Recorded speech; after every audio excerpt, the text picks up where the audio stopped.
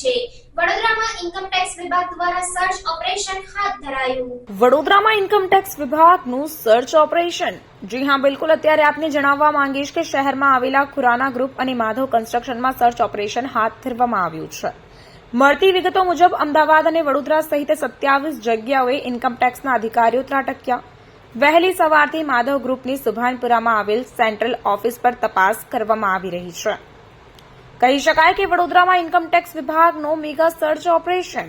ખુરાના અને માધવ કન્સ્ટ્રક્શનની ઓફિસોમાં સર્ચ ઓપરેશન હાથ ધરાયું છે। ત્યારે બાંધકામ અને સોલાર પેનલનું આ કંપની કામ કરે છે। મોટા પ્રમાણમાં બેનામી વ્યવહાર મળે તેવી શક્યતાઓ હાલ સેવાઈ રહી છે।